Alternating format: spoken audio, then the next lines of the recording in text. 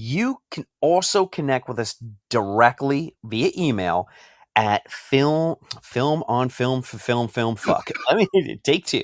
No, you can't live. Now you're going to give me the giggles. No. Okay. Professional. You can all fuck you. Oh, fuck you.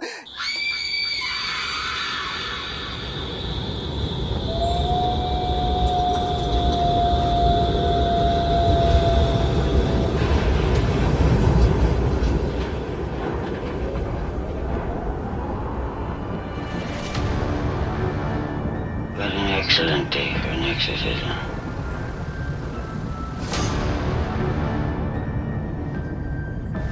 I see dead people.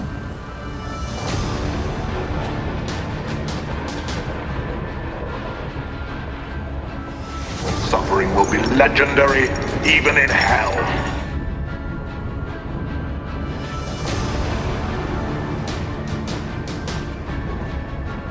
It's alive!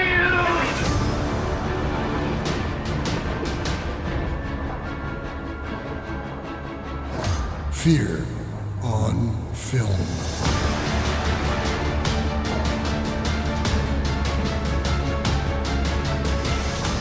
Hey, I'm Sean, And I'm Joe, and welcome to the podcast. where we talk about fear, jump scares, Gory kills, the brutal, the gruesome, and the not so gruesome. all in the disturbed and morbid love for horror. Welcome back, folks, to Fear on Film, our monthly dive into horror.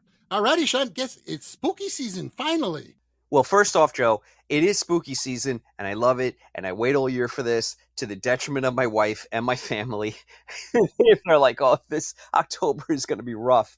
But I will say this. You're my California buddy, so you already live in this environment where your Halloween is always warm. It has been, tomorrow is, when we're recording this, is October 4th and October 5th on Sunday. It is going to be 81 degrees on both those days. That is not normal for New York, my man. Oh, jeez.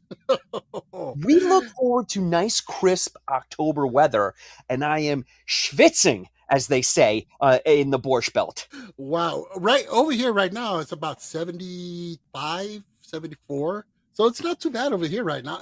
I mean, for us, it'll get cooler by towards the end of the month, probably down to like the 60s. No, wait, is that 60s at night or 60s during the day? During the day, hopefully. Oh, that sounds perfect. Yeah. I mean, crossing my fingers because I'm sick of this heat. I really am. I got to move to California. You definitely do, man. It's beautiful out here, you know. And we got all the horror cons. We got a lot of great horror cons. So you got to come out here, Sean. There are many West Coast listeners right now vigorously shaking their head. They're like, we're fine. We're exactly where you are. No need to rush on our account. Yeah, stay over there. Long Island, I heard it's really nice. You love it out there. Stay out there. I love it. Yeah, but there's a lot of great stuff coming out this season. And shit, not just October, but November, December, January. I mean, we got Primate coming up in January, which is getting a lot of buzz. Yeah. Chad Archibald's The Undertone, which I'm dying to see. Well, you know I saw it, and you know I gave it a rave at Macabre Daily. Yes, I saw that. And we have Good Boy, which I'm going to go see tomorrow. The Keeper, The Bride, Frankenstein. Amazing. It's going to be just chock full of great stuff. There's a lot of good stuff on the horizon. I wrote a review of Good Boy. It's actually up today. And I will say that you are going to enjoy yourself tomorrow.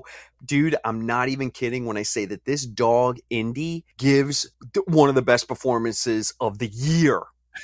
Wow. I saw that. In fact, they even had an interview with his owner or his handler, to, reassuring the public, no, that he's fine, so that it was all acting. So it looks amazing. I can't wait to watch it. That's complete bullshit, man. I was at the Q&A. 5 of those dogs died during filming. There are 5 indies. No, I'm totally kidding. The dog is absolutely. I was so sad because the dog wasn't there. I was stuck with the director, the producer, and the writer, and I was like, "Where's the dog?" Well, one thing that's pretty amazing is that when the trailer dropped initially, Google search was inundated with people looking up, does the dog die in Good Boy? People were freaking out. They're like, it looks great, but they don't want to see the dog get hurt. No, it's very triggering. Yeah, yeah. I mean, I freak out I love animals. When I watched Quiet Place Day One, and where she's carrying around the cat, Lupita Nyong'o, Oh throughout the yeah. entire, I was freaking out. I love cats, man, and I'm like, the cat's gonna die. He's gonna get eaten, and I'm not gonna spoil it, but it was pretty tense for me. But I guess that's part of it. It adds to the suspense and the anxiety that you're supposed to experience. Hey man, there's a whole script writing book called Save the Cat. Can't let those adorable pets die. Now here I'm different. I look, animals animal deaths trigger me in a horror film because I am a dog lover. I'm an animal lover. Right.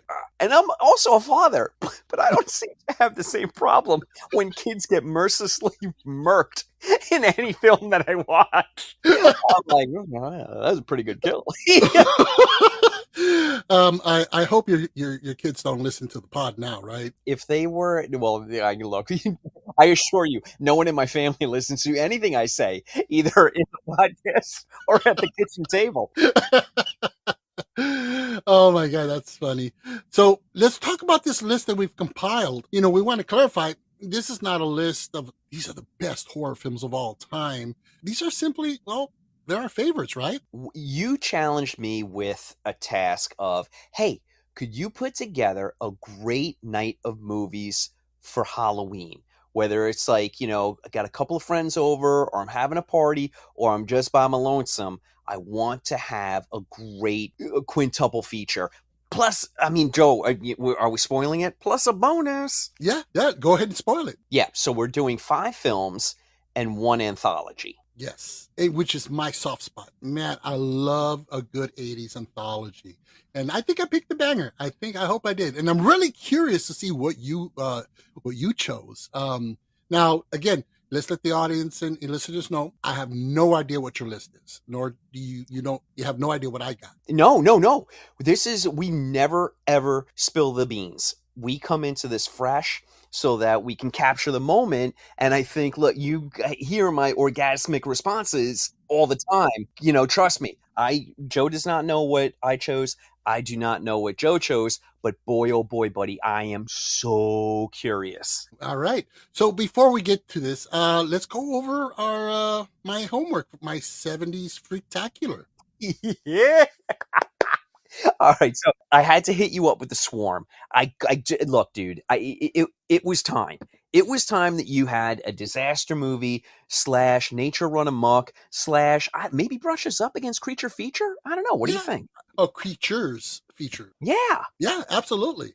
we had a moment during the 70s where there was a ton of echo horror. You had movies like Prophecy, which honestly, unbelievably good B movie film. We're releasing toxins into the water, and our animals are growing super gigantic, like Food of the Gods, Empire of the Ants, or they're becoming mutated, like I said, like Prophecy. And there was just this whole, let's combine our our quest for shortcuts with like food additives or fossil fuels or stuff like that, and let's just pick some of the deadliest creatures, or sometimes some of the most benign creatures, and just try and make them terrifying. One of the most bonkers examples, and I cannot believe I haven't given you this for homework yet, is a movie called Day of the Animals, which is actually a made-for-TV movie and scared dude, this movie scared me so bad. My feet went straight and my toenail shot off and hit the wall. There's a scene where this guy, to escape this rabid pack of dogs, backs into an abandoned car that's full of rattlesnakes, and there's not a moment in my life where I don't put my head on the pillow at night and I relive that scene over in my mind at least 15,000 times. Oh my God. Yeah, no, I remember this run of Nature Gone Wild kind of films. And it coincided which is why this is such a perfect film that you chose, with the disaster film, the Irwin Allen disaster film, he was known as the master of disaster. You have the Poseidon Adventure, Flood, Fire, Towering Inferno, Earthquake. Earthquake, When Time Ran Out, Airport. I mean, now thinking about it, it was a pretty dire time in cinema. I mean, not very, warm and fuzzy films coming out. Dude, When Time Ran Out stars Paul Newman. Like this, it is insane. The window, and it was kind of brief, bud. Like, let's call it maybe 6 years of disaster films that were just every year, man. Sometimes twice a year, and we were going to the theaters. And sometimes it's in Sense sometimes it's not. I can assure you though, the seats were uncomfortable, and we just dined out on those films. It's kind of look. There's just so many genres now that are Mhm. gone. Disaster films being one of them. I'm kind of hoping that we can get a return to them in some form. I know that you have stuff pop up on internationally for sure. It's still Mhm. kind of alive and kicking. Especially in like Sweden, Norway, they Mhm. produce some of the most bonkers disaster films. I really love that for them, but I would really like the last one we had was The Rock in San Andreas, Yeah. and it's look, B movie from start to finish, but they wreck a lot of shit, man. Like it's entertaining as hell. Yeah. And they're not great films. I mean, they're really bad, but they're so much fun. I mean, look at Greenland, which just got a sequel actually coming up. No, sorry. I stand corrected. Greenland was the last disaster film, and now that's getting a sequel. Yeah, it's amazing. And now you look at this time frame of the 70s. I mean, they were huge. I remember this early mid 70s. They were just rocking these movies out, and people were just, watching this in the theaters and the surround and all this stuff, and it was amazing. But there was a decline eventually. Uh, in fact, The Swarm was pretty much the beginning of the end of Irwin Allen. I mean, he did The Swarm, which bombed. Beyond the Poseidon Adventure, that bombed. When Time Ran Out, that didn't do well. But cinema was in a transitional phase. I mean, you had Jaws that kind of kicked it off in 75. I mean, you got Superman in 78. You got movies like Saturday Night Fever that came out that just were different types of movies. It was like a new era of film. So the disaster film just died out on its own. And but while they were hot, man, they were amazing. I love them.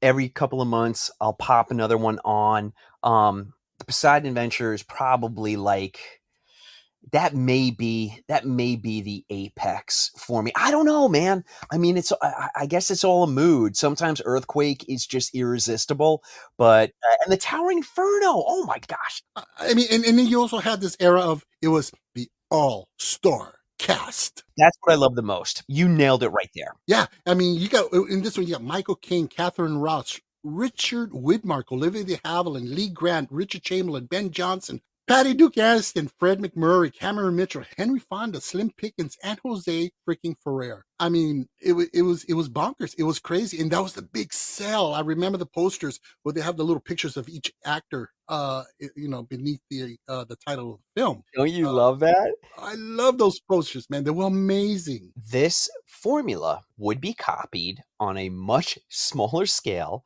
with sea level actors for The Love Boat and for Fantasy Island. You know what? That's true. I never realized that. It was infectious.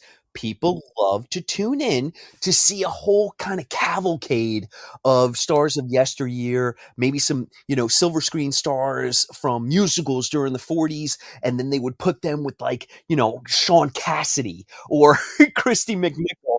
And you're like, oh my God, this is fantastic. Now, when I say put them together, they weren't dating folks. They just happened to be on the boat at the same time, all right? Everybody steal your role. And and all this, and again, the big player at the time with these films was Irwin Allen. I remember when I was a kid, I'd hear that name. I'm like, oh, this is going to be big. This is going to be huge. And actually, they were fantastic. No CGI, all practical. And you know what? They looked great. Even if the movie sucked ass, they were a lot of fun and they looked fantastic. I mean, Irwin Allen's background in 60 sci-fi. You got Voyage from the Bottom of the Sea, Mhm. Lost in Space, A Time Tunnel, and my favorite, Land of the Giants. God, yeah. Yeah, good stuff. Good stuff. We got like 13, 14-year-olds listening, going, what's that? Like, these two guys are old as fossils. Right. So let's get into the film. So basically, it's simple. Swarm of African bees invade a small town, and eventually, what was it, Houston, right? Yep. And yeah, I mean, it's been a long time since I've seen this. You know what? It was so much fun. It was bad. It was so bad. It really was. But the action set pieces, the special effects, and like you said, seeing a lot of these old timey actors back on screen, it was really a lot of fun. But yeah, I mean, when the action was good, it was good. When they tried to get into story, it got kind of corny with the love triangle with Ben Johnson, Olivia de Havilland, and Frank McMurray. That was bad. It lays at the feet of Oscar-winning screenwriter Sterling Silliphant, who is unbelievable, but should never have been contracted to write a movie called The Swarm. Dude, this is why I give you this is what the Freaktakular is about. It is a studio that's like, get me 5 Oscar winners and get me that guy who writes Oscar-winning screenplays. Yeah, no, the one who does romantic dramas. That's the guy for The Swarm. But can you imagine being on the set with all these legends between takes? The conversations, what they talk about, the old times, their experiences. I mean, this is one of my favorite stories. Olivia de Havilland and Michael Caine, they were hanging out and, just talking. They were filming out in Hollywood, near the Hollywood Hills. Mm-hmm. And de Havilland, she confessed to Michael Caine that Earl Flynn had taken a $100 bet back in the 40s that he could make love to her. And Michael Caine's like, wow, really? And she goes, yeah, see up there? And she pointed towards the hills in a specific spot in the Hollywood. And she goes, that's where it happened. I mean, this is what I'm talking about. This is why I got to move to California, dude. I want to be able to look to that spot and be like, that's where it happened. Olivia de Havilland and Errol Flynn right there. When you talk about, there should be a movie made about the making of The Swarm, because you have all of these people, the amount of alcohol that had to have been consumed, the amount of cigarettes that had to have been smoked, the amount of cocaine that must have been on set. Because look, we're talking about, what is it, 78? And the fact and the amount of sex that must have been had. This is what I want to know. Right. I mean, look at all the sexiness on the screen. You got Michael Caine and Catherine Ross. I mean, something's got to happen, man. Oh, you had me at Olivia de Havilland, my friend. Oh, God, yes. What cracks me up about these kind of films is, the military's involved. And the military protocol is such bullshit in this movie. It's hilarious. There's stuff going on that I'm like, that would never happen. They're wearing these non-functional orange jumpsuits with zippers and shit that are as tight as can be. What the fuck you can put in those pockets? Nothing will fit, much less a finger. I mean, really bad. Weapons handling. I'm very big on weapons handling. Got training in it. And I'm like, you're walking around with your finger on the trigger, you're waving it around and like towards your comrades there. I'm like, that's bad. I mean, it's just hilarious. So the technical, I mean, they obviously didn't do research, but it's all in good fun. I mean, I loved it. This is why we do the podcast. Everybody, I watched the film and I was like, I sure would like one of those orange jumpsuits. And I'm like, everyone's weapon handling looks good to me. Let's go. Right, exactly. And finally, one thing that really cringed me, it was such cringe. I'm like, oh, was when Richard Widmark, he plays like a general. Yeah. And quite often he keeps repeating this, and he's the whitest looking kind of like typical, like racist, general there is. Yeah. He says, we got to win this war against these Africans. By the way, you can just say general. We're just going to know that you're implying the rest of it. You don't have to qualify it. It's kind of a given. I know. I've seen it firsthand. I mean, these guys. But he's like, yeah, well, where are the Africans now? let's get those Africans, damn Africans. I'm like, oh my God. I mean, they could have said those killer bees, those African killer bees, but just they truncated it at Africans. I'm like, that does not sound right. Imagine you watching this film out of context. Trust me, I believe a lot of people who saw this movie when it came out and were like, "Motherfucker, what is this bullshit?" Oh man. But definitely a good watch. It was a lot of fun. It was good. Okay, all right. I will reveal your homework at the end of this episode. All right. All right. I can't wait to wow, after the swarm, that's gonna be a hard act to follow, man. I'm gonna give you a lighter touch. I think you're gonna enjoy it, but I won't tell you until the end. All right, so let's get into it, dude. Come on. All right, let's get into our Halloween spooktacular. So again, like we said at the beginning, these are not the greatest films ever made, but they're our favorites, and just to us, we're gonna, we're hooking you guys up with a playlist of potential films to watch for Halloween. All right, Love it. all right. So Sean, you go first. What is your number 5? My number 5, I you are going to be furious at me, my friend. Okay. And I waited until this very moment. I did not tell you beforehand because I knew you were going to get mad at me. You know how you were like, you have to pick 5 films and 1 anthology? Okay. I picked 5 anthologies in 1 film on purpose. And I'll tell you why. And I'll tell you why. I could not pick 1 anthology. Halloween for me is all about the anthologies. Mm-hmm. If you're going to put together a spectacular night of Halloween horror, the anthology is the way to go. It's kind of like if you're going to have a barbecue, you got to have ribs, like Right. if you're going to make an ice cream sundae, one of the scoops has to be vanilla. So it has to be the anthology. I could not pick one. I kept going back to it and then I kept switching out my anthology. And then I was like, last week, I was like, fuck Joe. I'm, I'm picking 5 fucking anthologies and 1 film, and I'm not going to say a goddamn word about it until we start recording, because then he won't be able to do anything. And that's where we are right now. Okay. That's good. All right, are you ready for my first? I'm so ready. What do you got? This movie? Now, I just came to this movie last year. I was sick as a dog, had the flu, I'm in bed, and I'm just channel surfing. What am I going to watch? What am I going to watch? I happen upon Turner Classic Movies, and Dead of Night, this horror anthology, I believe it's from 1945. It's literally just starting, and I'm like, oh man, this movie has been on my radar forever. And what am I? Come on, man, I'm in bed. This is the perfect opportunity to watch it. Peter, it's the mirror. Mr. Ross would tell me about it. That's why I came back. It belonged to a man who was crippled, who accused his wife just as you're now accusing me. Peter, you must listen to me. All right, I'm gonna watch. I sit down. I watch the whole film. Joe, when I tell you, I was so embarrassed for myself that I had not watched this movie prior. I mean, I'm talking, dude. I've had this thing on my watch list for decades, and I never got to it. It opened up a whole new world for me, because I typically, when we're talking about pre 50s and 60s, like 50s for me is all about the atomic age, tarantula, the giant mantis, the amazing colossal man, like stuff like that, Mm-hmm. or the Universal monster movies. Like those are my black and white films. I have a very limited scope. Seeing this movie and how great it was opened up this entire new world to me to explore black and white horror films of the 40s and the 30s, and really try and vary up my taste. Watching Cat People, which is unbelievable movie. I highly recommend everybody go check out Val Lewton's Cat People.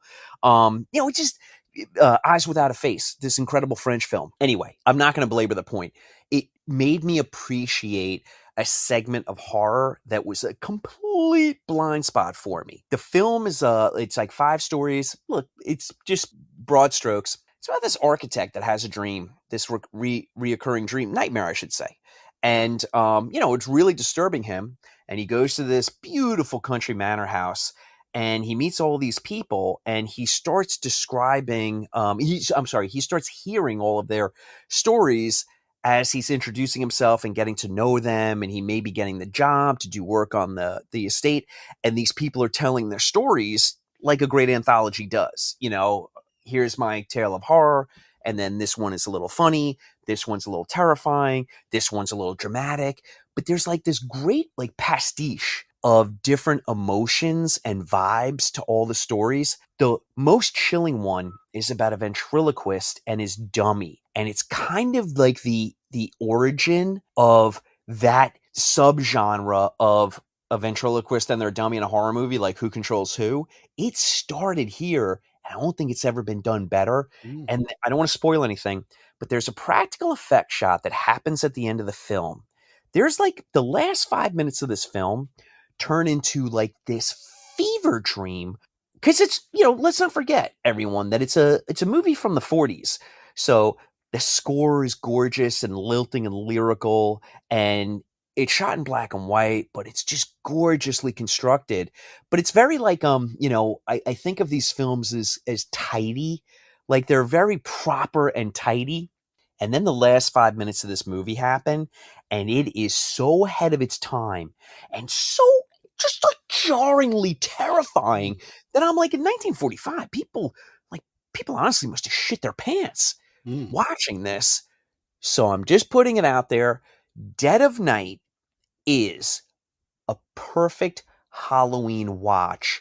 Kind of like it would be my first movie to put on, maybe just like to get things started. Maybe, no one's really paying attention so much, so you can kind of have it on there and draw people in to it.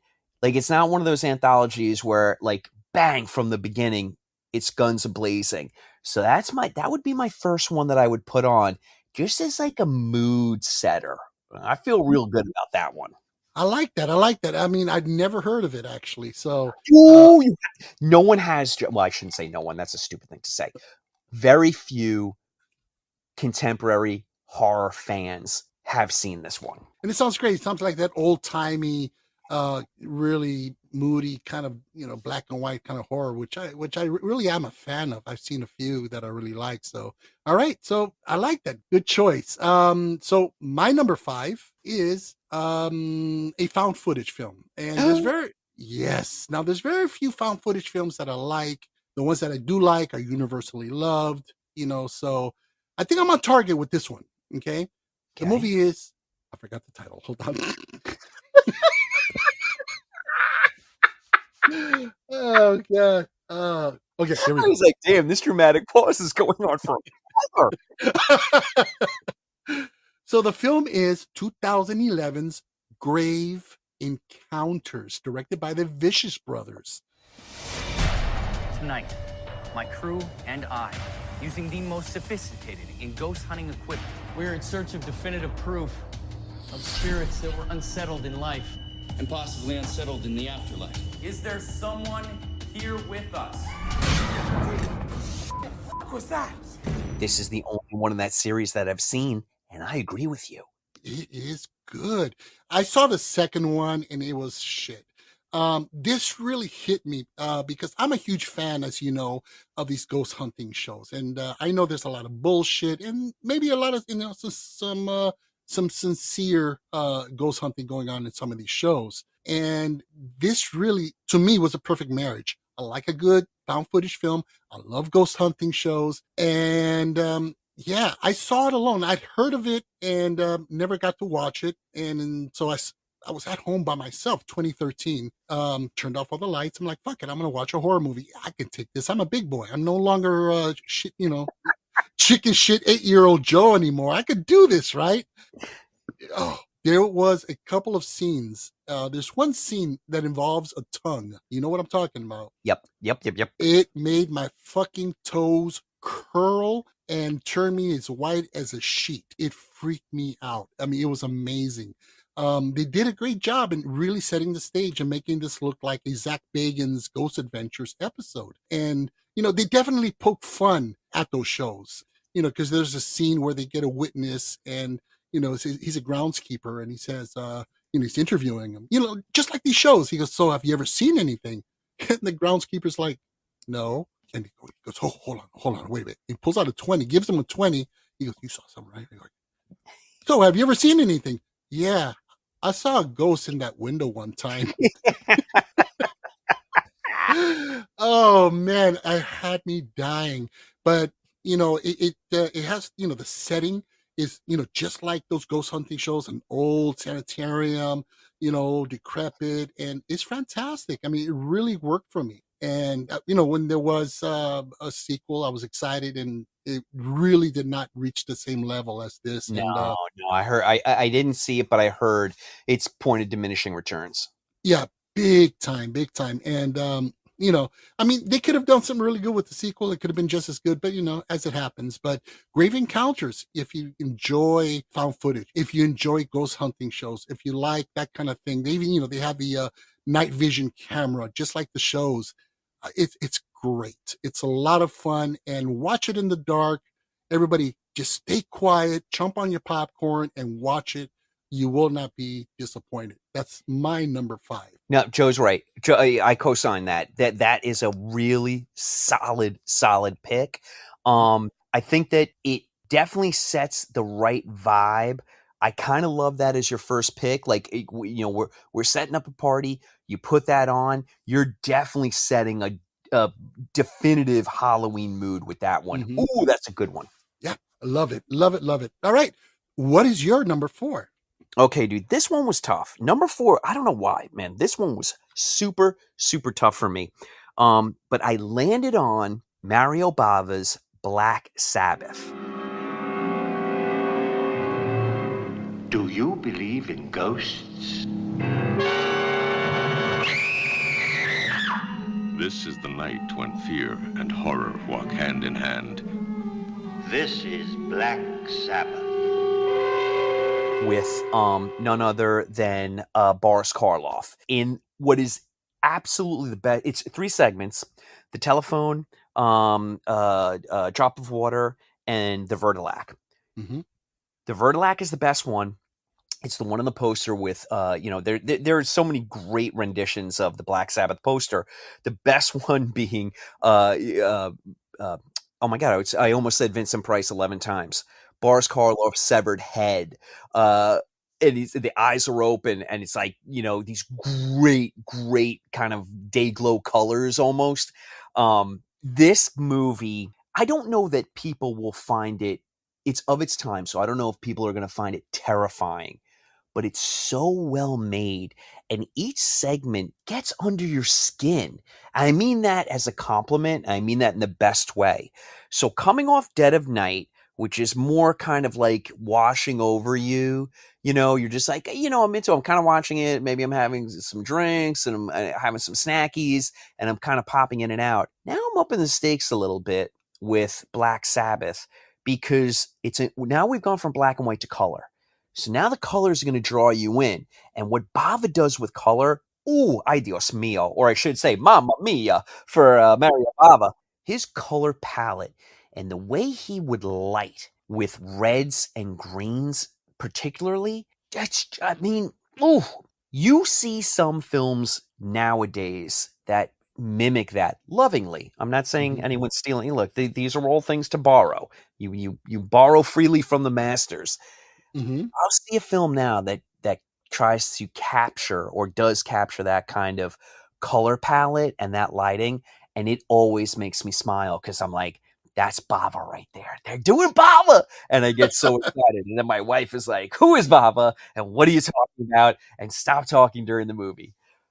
This is the great thing about anthologies are they're vibe pieces and mood pieces. So now I'm actively increasing the mood that I set with Dead of Night, just dialing it up just a little bit, Joe, just a little touch with the colors. And now we're getting into more definitive scares for sure. Each segment really tries to land their scare with you, and they're successful for the most part. Like I said, the most being the vampire story, the Vertilac. It's beloved. It's well known for people who have seen the film.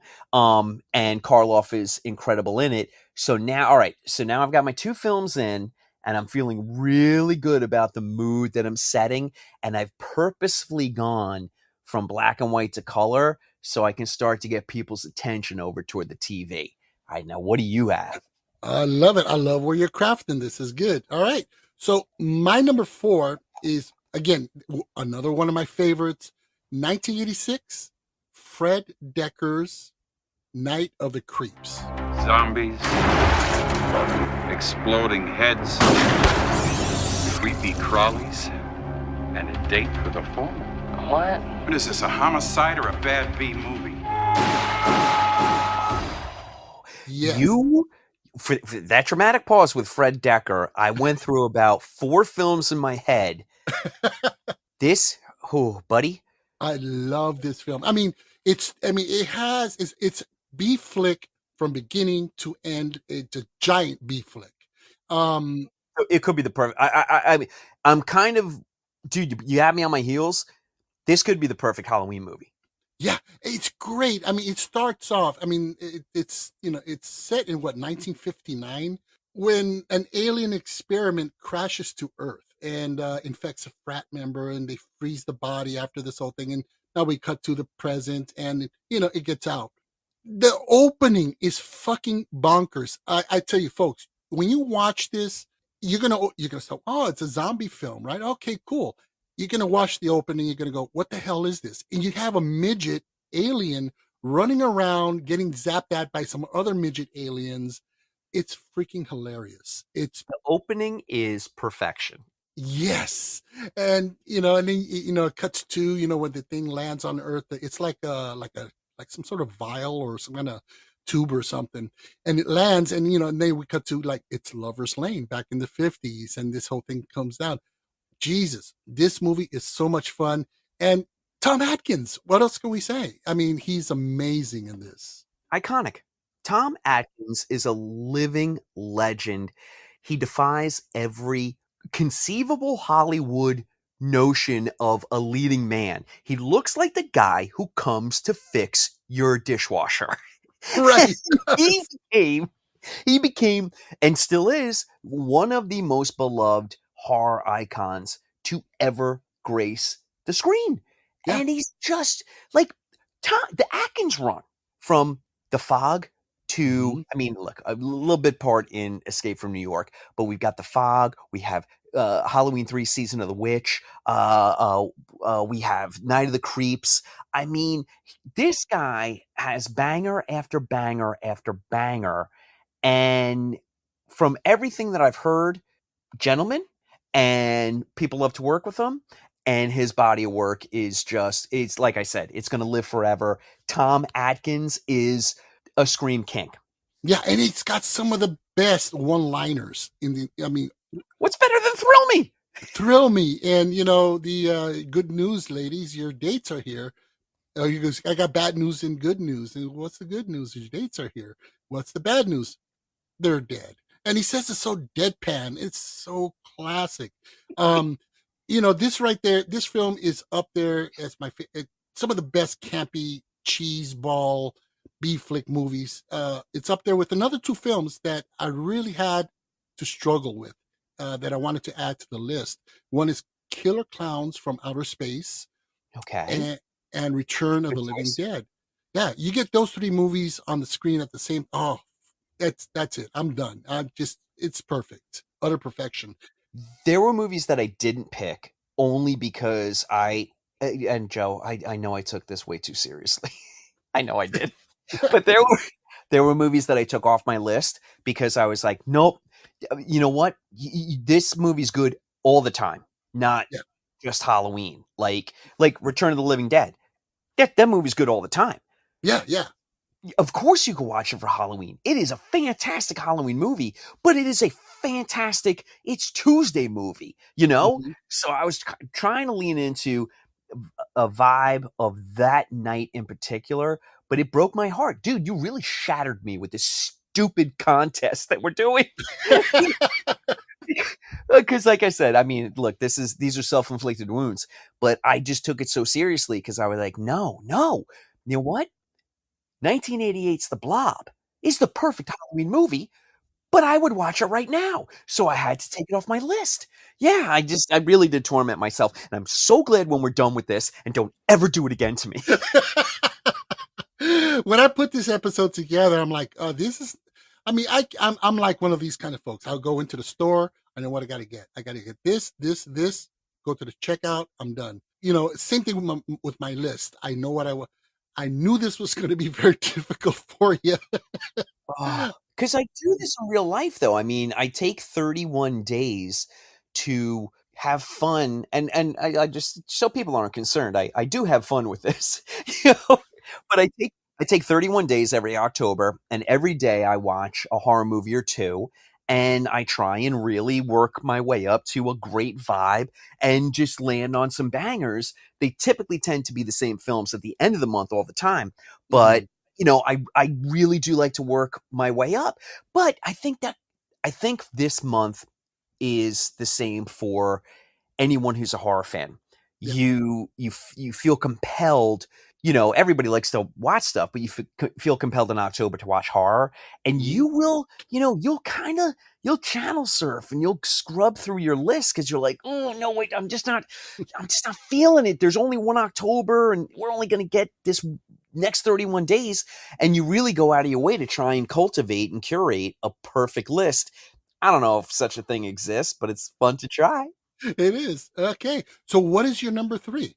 All right, this one was tough, bud, because I've gone with 2 films that are older, you know, so I'm like, okay, I can't put on a retro for my third pick. I really have to, like, I hope people don't get whiplash, but we're hitting light speed. And I've Okay. got to bring people into a contemporary movie, and that is Michael Dougherty's Trick or Treat. Wait, there's another tradition. Always check your candy.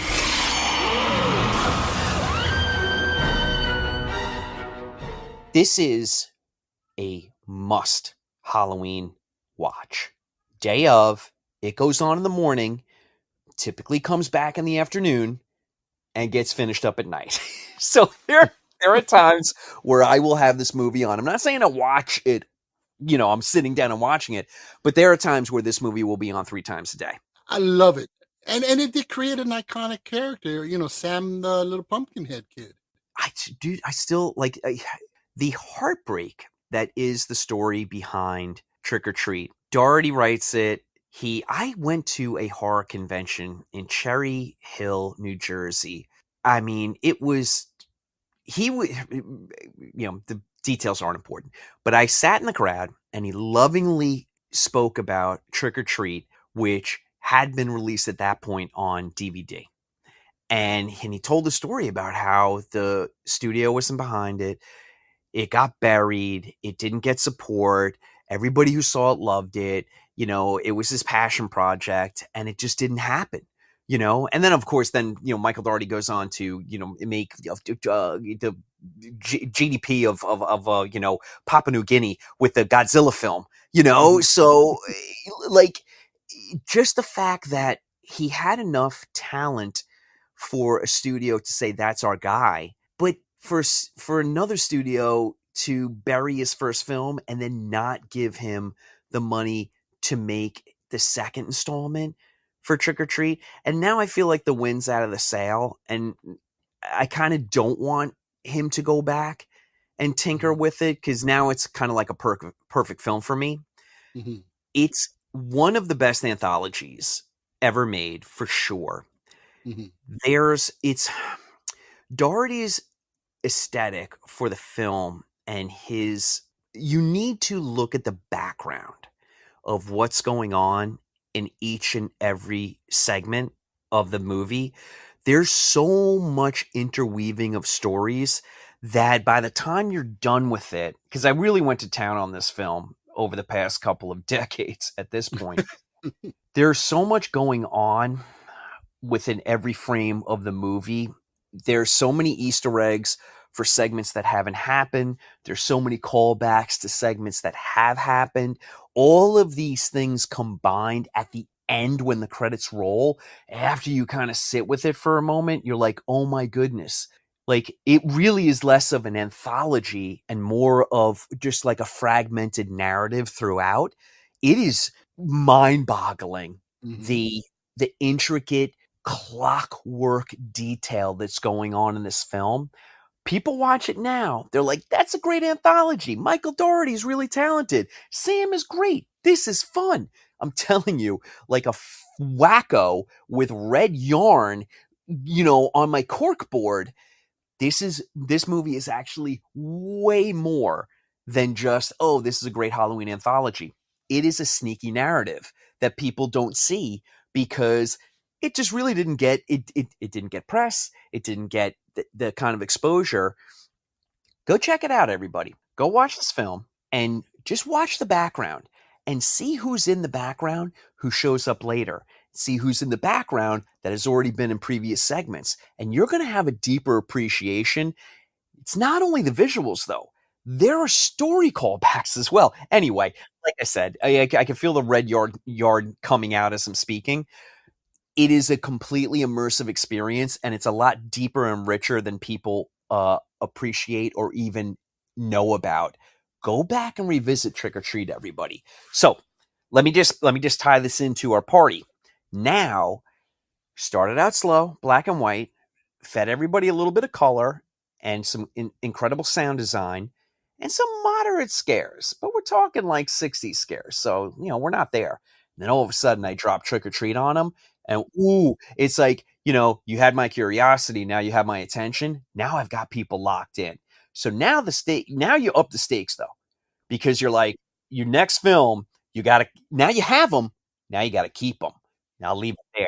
What do you have, buddy? All right. Which, by the way, first time I saw Trick or Treat, immediately it was one of those things where I immediately thought, this is an instant classic. This is going to be one for the ages. That's going to be around for a long time. And yeah, it is just a great film. Good pick. I love it. All right. So my number 3. So, I kind of started off a little creepy, little found footage and, shock scares here and there. And then I went with some good campy B flick, right? Mm-hmm. Now I'm out to terrify you. And I'm going to go with my number 3, Wreck. Oh, dude, you just earned yourself a clap. How about that? Thank you. Thank you very much. Otro lado, ha ocurrido algo inesperado. Puede contagiarse.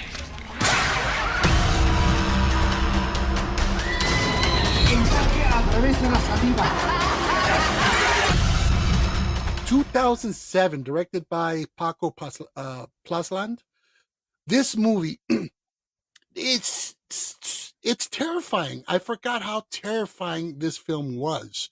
They really do an amazing job in setting the stage, in establishing this is reality. This is a reality show that we're watching.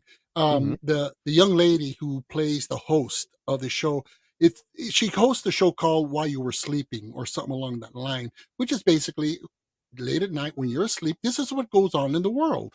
And they follow, or they follow whatever, and in this case it's firefighters, and it's set up so that you're buying into it. You really like all the characters, and then they just dump you. They just toss you in this apartment building that is chock full of like all kinds of bad shit, and they get quarantined in it.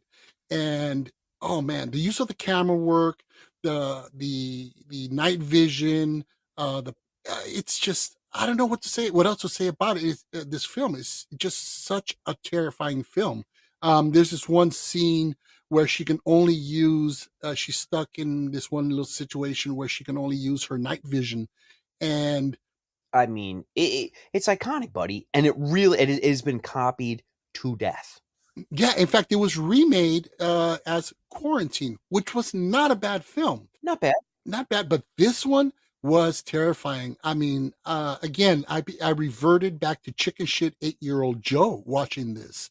It really freaked me out. The creature design at the end will blow your mind. And this is a movie you definitely have to watch in the dark. Don't cheat. Yeah, don't cheat. Every time I watch it with my wife, we have to watch it with the lights on.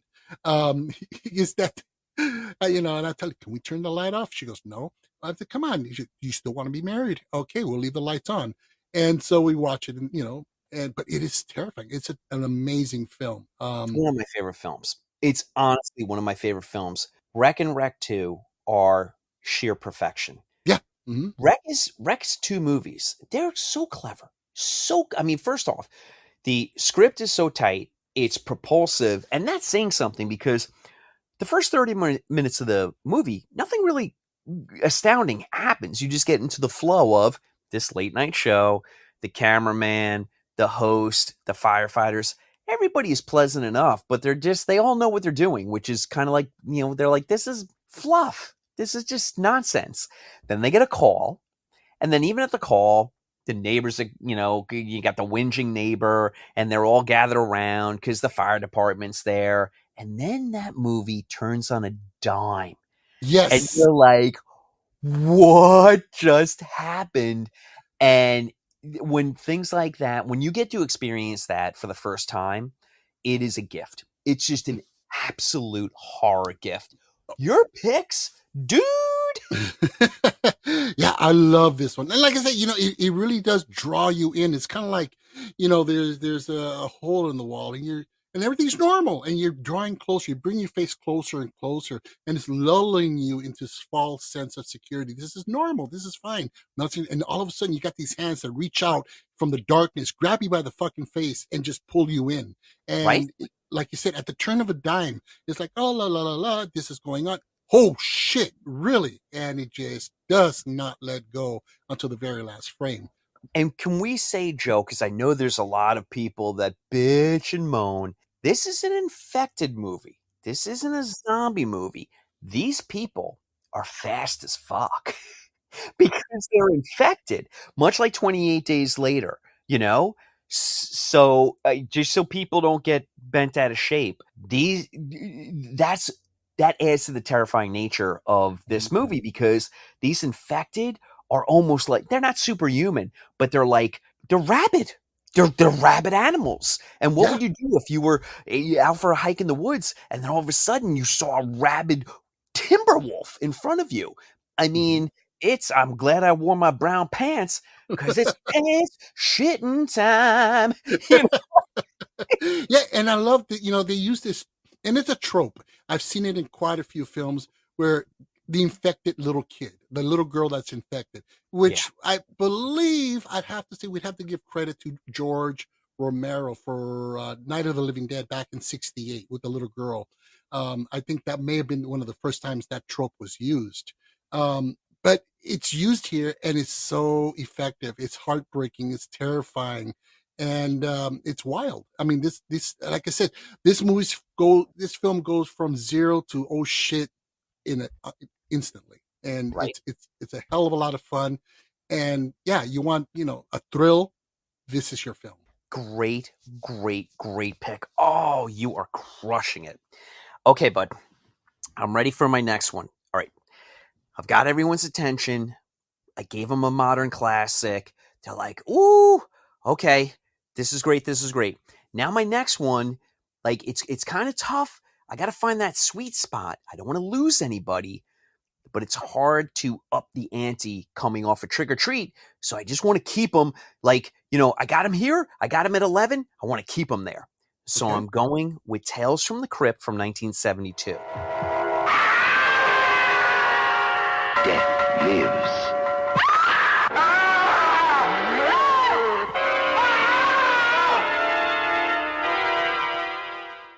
Now we're going retro again. Now we are going retro, but we're in color, and this is famously known in horror as one of, if not, it's top 3. It's easily top 3 horror anthology. So I know that I can rely on the segments. There's really no stinkers, so each one is great. But there is a segment in this friggin' anthology called Blind Alley, with this prick of a retired colonel who takes over a home for the disabled, so for the blind, and he's a bad person, and he abuses them horrifically. And I don't want to spoil anything because we want people to watch these films. We just lightly spoil these movies. Like typically when we do our show, we're like hee hoo, and we spoil the hell out of it. These guys, we want people to watch, so we're just going to lightly spoil it. I will only say that the residents of this facility may get their just desserts. And I'll leave it there. And I will, it's so hard for me not to keep going with my big, dumb, stupid mouth. What they do and how they do it is in the lexicon of revenge. This is at the top. It's so good. It's so good. And I'm just going to leave it there. I'm going to stop talking. Okay. I love it. I love it. Okay. So my number two, I've terrified you. Okay. Yeah. No, dude, you crushed it. So I am at our party. I'm scared now. Okay. So now I'm going to lead you into a world of dread and hopelessness and terror. I'm going with 1987's Hellraiser from Clive Barker. Oh, chef's kiss, buddy. Not leaving us so soon, are you? Nobody escapes us. We'll tear your soul apart. Perfect. Oh, that's really good. Yep, I like that a lot. Love this film. Stars Andrew Robinson, my girlfriend at the time, Ashley Lawrence.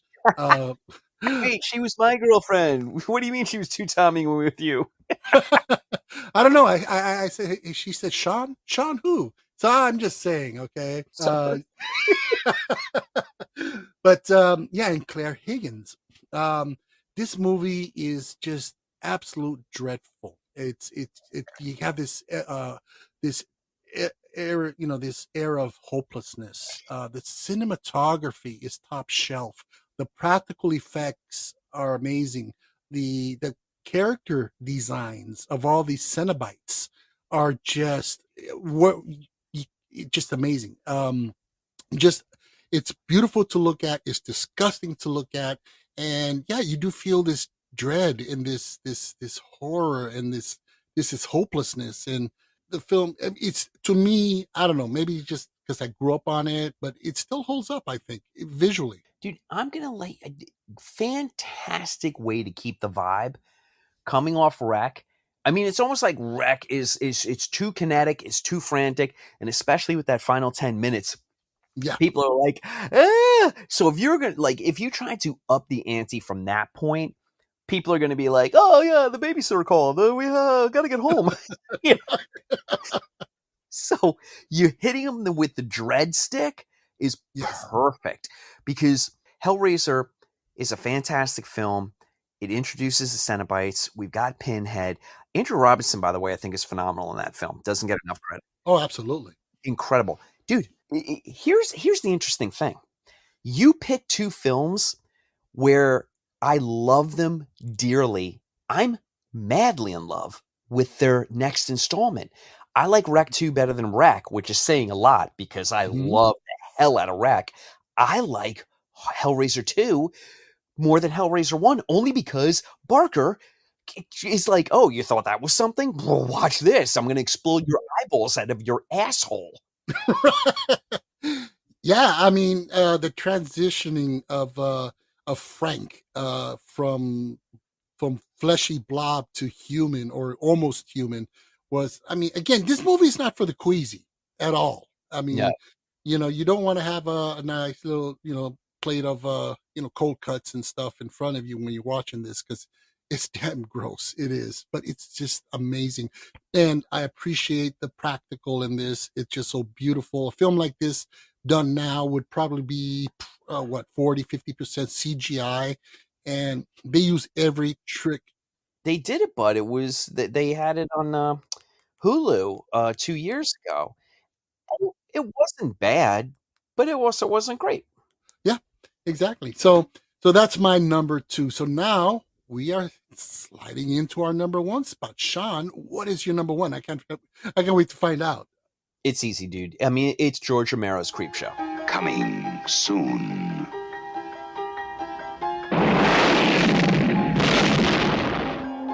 Jolting tales of horror.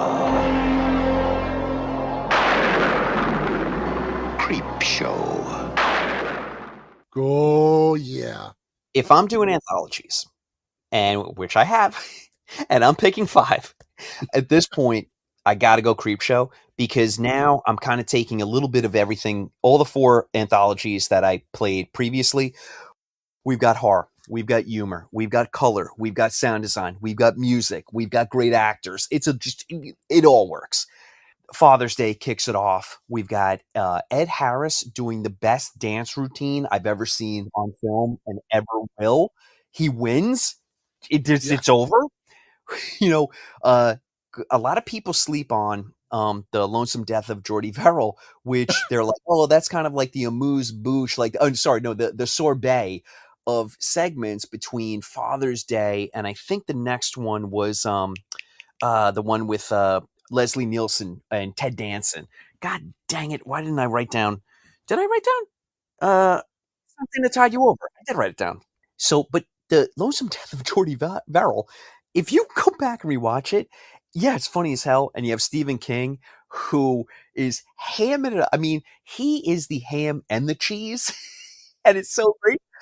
But if you think about the story, it's heartbreaking. It's this dude who is just down on his luck to begin with, who thinks he might be able to sell his meteorite for $50 at the local college, and ends up a monster who has to blow his brains out by the end of it. It is so dark. It is so nihilistic, and that's why I love it. I remember finishing when it was done. I was like, "That's fucked up. That's sad, man." Nobody thinks that Stephen King's gonna blow his brains out with a shotgun, which he surely does. Leslie Nielsen's segment is so much fun, and the practical is so great with Ted Danson as well. Something to tide you over. I always crack up because I'm like, how much fucking how many spools of wire did you have to get that goddamn TV down to the beach? Fascinated by that. But this and it ends with a great segment with the cockroaches. But this anthology will always be the crate. It will always be the crate for me. Yeah. Because what Romero and King have done, by the way, Romero doesn't get enough credit for directing this, because when Creepshow gets mentioned, it always gets associated with Stephen King, which is beyond fair. But Romero kind of gets passed over. It's kind of like Tobe Hooper with Poltergeist. You know, they just get passed over. Yeah. Romero crushes this film. But what both King and Romero have done is they have written a love letter to EC Comics. Yes. The color palette. Like, there are so many, like, almost Batman-esque, and I'm talking about the TV show, like bang, zing, wow, pow, colors thrown across the screen. And it's very purposeful, and it's very endearing and loving, and they're having fun with it because they are creating a visual comic book. Mm-hmm. But the thing about EC Comics was they were so dark and cruel and mean, and they really did revel in it. Where you have the crate is kind of the culmination of all of that vibe, where you have this henpecked husband, and he comes up with this scheme because he discovers this crate of a beast, of a monster.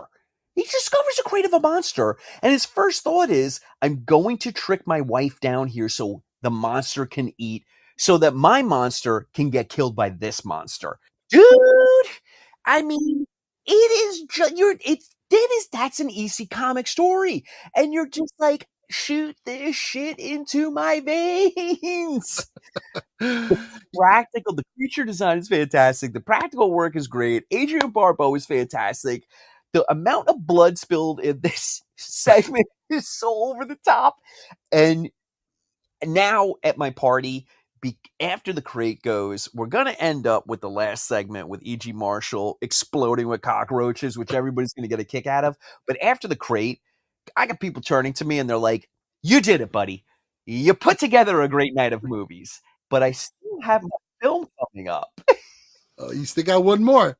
All right. So now I'm going to get to my number 1. So I've brought you into the world of dread and hopelessness. And yeah, you're really bumming me out, dude. Okay. Well, now I'm just get the paddles out because you're about to go flatlined on my next one. No. We're going to go with 2016's The Autopsy of Jane Doe. No one could see what we have seen.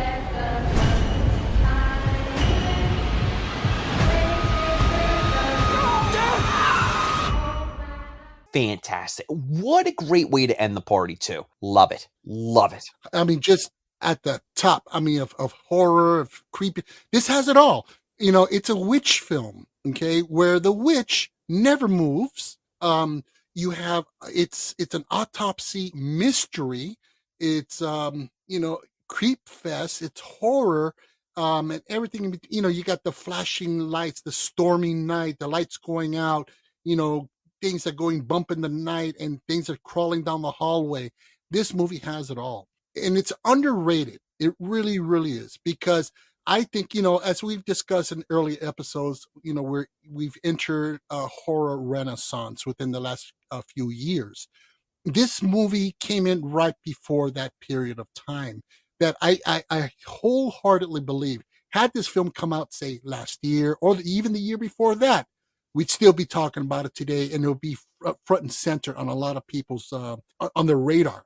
I agree with you there, bud. I really do. It breaks my heart a bit. Yeah, and I mean, and I'd never heard of it. I saw it maybe about 2-3 years ago, and never heard of it. It was on Netflix, and I'm like, well, let's check it out. It instantly became a favorite. I mean, down to the little funny ending, well, dark funny ending.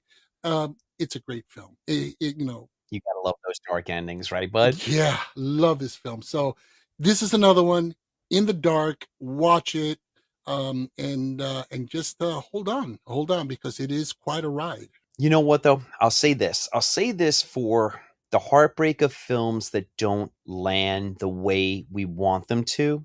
There's a silver lining to that, which is you always need to have films in your back pocket for recommendations. So when someone's like, "Oh, you know what, man? I saw whatever in the multiplex and it was good." And you're like, "If you like that," and then you whip out Autopsy of Jane Doe, you're going to love this. There's something to be said about turning people on to films, to hidden gems, which is great. And that's Yeah. kind of like, look, dude, it's like the combing through the stacks of vinyl at the record shop and then coming across, oh man, I didn't know they ever even released this album. Like, it's those moments. And the same thing goes with film, where you come across, I don't know, like, you're renting Seven Samurai, and the clerk at the video store, which doesn't, this isn't an alternate universe because these things don't exist anymore. But they're like, no, man, Seven Samurai is great, and then they slide over Takashi Miike's 13 Assassins. Like, that's what I'm talking about. That kind of, this is what we do. You just kind of, it makes the experience richer. Yeah, and to me, this is that $5 bin, bottom of the pile find. And you found gold. Yeah, and you found gold. So yeah, folks, please, I implore you. You love horror. You want to have fun and be scared. This is a perfect film. Really good. And if it's storming outside and raining, it's even better. All right, so there's our 5 recommendations for Halloween. So now we're going to go with our bonus film. Mine is an anthology, and yours is a movie. It's a movie. Okay, so yeah, what is your bonus pick? This one was the easiest one, Joe. It's John Carpenter's 1978 Halloween. I spent 8 years trying to reach him, and then another 7 trying to keep him locked up, because I realized that what was living behind that boy's eyes was purely and simply evil. I know that everyone's like, "You basic bitch, O'Connor." You can't have Halloween without watching Halloween. For me, it's Dean Cundey's cinematography. I'm not taking anything away from John Carpenter. I'm certainly not taking anything away from Deborah Hill, who always gets passed over when we're talking about Halloween. But Dean Cundey frames that movie. When people think about the film, yes, the score is iconic and deserves all the praise. Carpenter's direction deserves all the praise. But when you think about the film, you're thinking about the shots. You're not, because you're not a fucking weirdo loser like me who thinks about these things. You're appreciating the film as you should, and I commend you for that. But when I watch Halloween, I'm thinking about the shots. And that's Dean Cundey, and that is what makes the experience what we think of when we think of Halloween. Cundey had this amazing talent and skill. Very limited budget, obviously, shoestring budget, low budget film. But you look at films like Escape from New York and The Fog. These were, independent, low budget films. They did not look like that. I mean, they didn't have that feel. They looked like big studio films. There's the shot. I know that when we think of Halloween, we think of, Michael Myers, like peeking out from the bush because it's a meme now. But honestly, the shot in Halloween that defines the movie for me is the wide shot of the house, Annie's house, because that's where Laurie's babysitting, I think. I'm sorry, not Annie's house, but anyway, the house where Laurie's babysitting, and it's a wide shot, and the house is in the distance, and it's lit up, and it's so foreboding. It's just they capture, and this was shot in summer, but they capture the feel of an autumn Halloween night. Mm-hmm. You just you can't explain it. They just capture it. That moment lives on film forever. And that is the magic of movie making. If Shannon's listening to this, she's laughing right now because we used to sing that all the time on Simple Cut. But it is the magic of movie making, where this was not shot in the fall. It was low budget. I mean, shit. I'm not even sure it's a real house. It could be a cardboard cutout. But because of the magic of movie making, they transport you to a time and place and a season that didn't exist, and it's right there. And when you watch that film on Halloween, it enters your veins. You appreciate the Halloween experience more because of it. And if you don't watch Halloween on Halloween, fuck you. Absolutely, it's a must. And we again, I really want to mention Deborah Hill. Kind of circle back to her, because she was an amazing producer. And unfortunately, she was taken from us way too young. She had so much to give and so much to bring out. But what a legacy, though, Joe. Incredible. All types of amazing films. And, if you got that real quick, when she got the job as producer on this, she was Carpenter's girlfriend. Yeah. And so everybody's like, oh, okay, the boss's girlfriend is, blah, blah, blah, and they didn't give her much respect. And let me tell you, female directors and producers now, these are the shoulders that they're standing on right now because of her. Her amazing accomplishments. And it's an amazing story where, while they were in production of Halloween, and they have a meeting with the producer and the line producers and so forth, and everybody said, and they had an issue. Something went terribly wrong, and everybody is arguing back and forth. And she kind of says, well, what about this? And they totally ignore her. Why? Because she's a woman, and B, because she's the boss's girlfriend. So they really didn't give her that kind of respect that she deserved. And so they're going back and forth, and finally she puts her book down, stands up, and just, not screaming, but in a strong, commanding tone, I don't care what the problem is. I don't care who did it, who didn't do it. We need to have this done now, and I need you guys to get it done. I don't care who. I want to see it done by a certain point, and that's it. And she walked out. At that moment, the entire crew was like, that's our producer. Yeah, and that's when she became a producer. No, it's a great story, man. Yeah. All righty. So now we're going to go with my pick, which is an anthology film for the bonus. And that is, and this is where I'm mad at you, Sean, because you totally switched it up on me. It's Creepshow from George Romero. Yeah. Of course it is. Of course it is, buddy. This is going to be extremely painful, Mr. Verrill. Creepshow will grab you, grow on you, and give you the creeps. Yeah, this is an amazing film. I mean, you got a pathetic Hal Holbrook, an evil Leslie Nielsen, a ball-busting Adrian Barbeau, a cruel E.G. Marshall, a terrified Fritz Weaver, and a disco dancing Ed Harris, and of course, a Stephen King that really grows on you. And you got Tommy Atkins in there too. Tom Atkins. I mean, this movie is so much fun. I mean, like you said, the color palette that they used, it was very reminiscent of the EC comics. The beautiful use that was so fitting for this film. I've seen it used as far back as Orson Welles with Citizen Kane, but this is the perfect use of this device, the Dutch tilt angle shot, which is because it's a comic book and it works.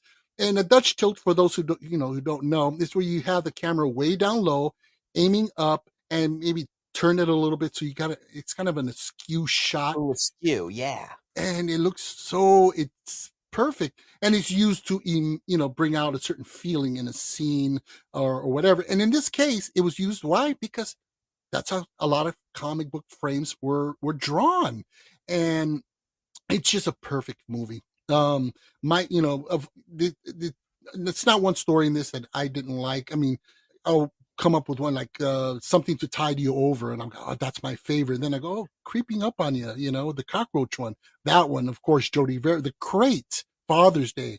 My dad, every Father's Day, he'd come, he still does it to this day. He goes, I want my cake, in his Puerto Rican accent. Where is my cake, Bedelia? Oh man, that movie is so iconic, so much fun, and it is the candy corn, of Halloween. It is perfect. It's so iconic, and it really does set the mood. So that's where I would finish off my Halloween night of films with Creepshow. Perfect, buddy. Ah, man, I think we really did it. Yeah, I think we gave the listeners some really, really great options for Halloween. I hope so. I mean, so now, okay, I'm still on pins and needles. What is my 70s Freaktakular assignment for next month? Okay, you had The Swarm. It was a garbage movie, but I had to get an Irwin Allen in there. So now we're gonna have some fun, my man. Okay. We have not done a Charlton Heston, and that movie is going to be 1971's The Omega Man, wait, have you seen it? Parts. Yeah, it okay. looks so bad. You're going to have to watch The Omega Man. I don't want to hear any of your guff, sir. We're watching The Omega Man because it ties into a couple of things. Okay. It ties into Richard Matheson because it's based on his story. Right. It ties into Vincent Price because he did the first iteration with The Last Man on Earth. Then we get the Omega Man. Then we get the Will Smith oh my gosh, I Am Legend. So we've got kind of 3 movies in one to talk about. You don't have to watch all 3. But we have 3 movies out of one property. I want you to check out the Omega Man. This isn't the Films Joe Will Love segment. This is the Freaktakular segment. so nothing fits into the Freaktakular more than this bonkers wah chicka wah wah 1971 Charlton Heston classic. Oh my goodness. Yeah. This is going to be interesting. Yeah, I saw like parts of it. It was on TV and I was doing something and I'm like, oh, okay. Then I found out that's the Omega Man, which is I Am Legend and yada, yada. I did see the original Vincent Price film, Last Man on Earth, which I loved. I thought that was great. I really did.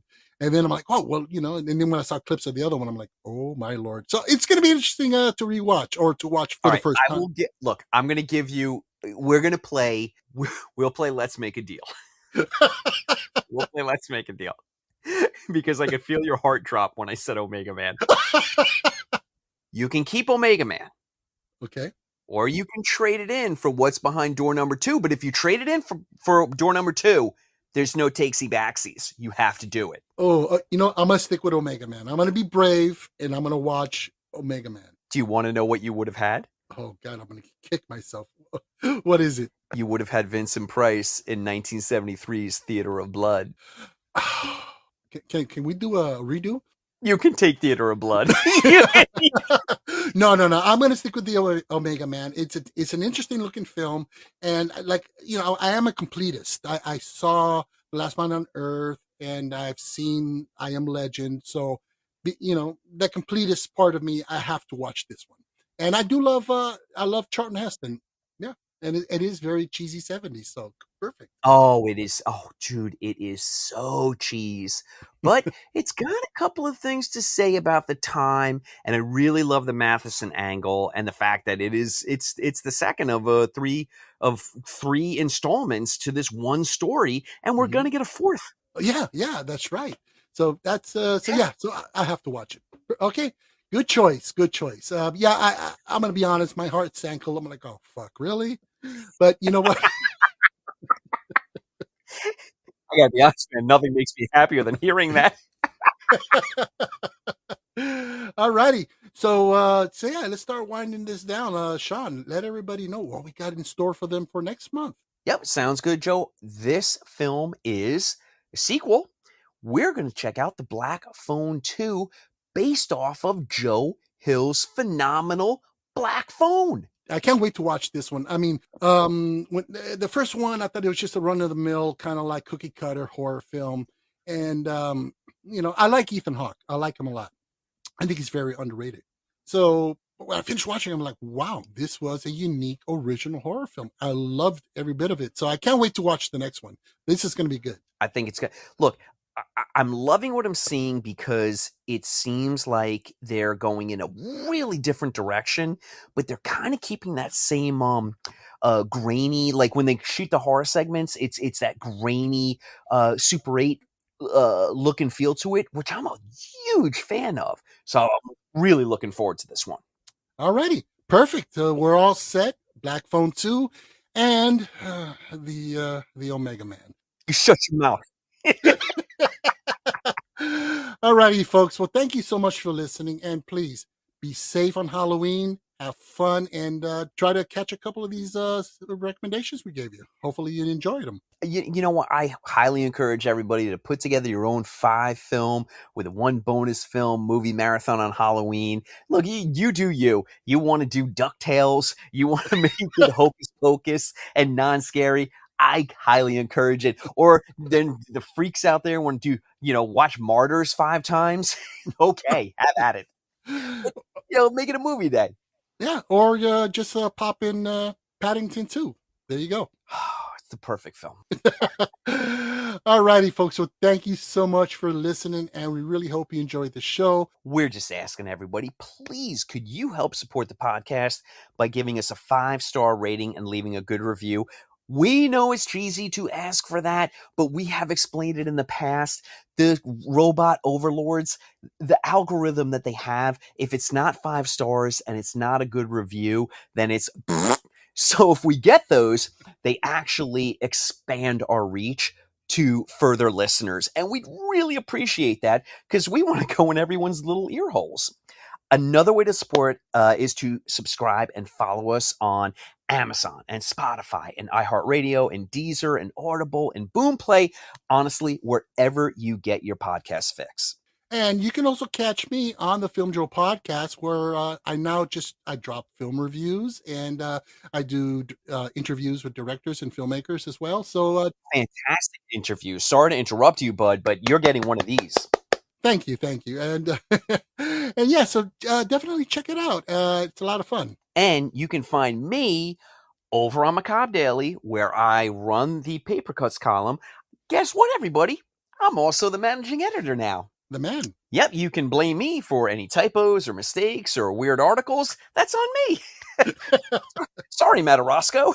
But you can also follow me on Instagram at Sean OC, which is SEANOC, the number 32. I would love it if you would follow me on Instagram.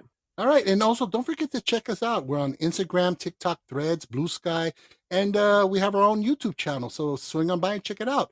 All this stuff, you can find it in our LinkTree below in the show notes. So make sure, give it a click and explore. We got a lot of cool stuff. You can also contact us directly by email at fearonfilmpod@gmail.com. We would absolutely love to get your feedback. So, with that being said, I'm Joe. And I'm Sean.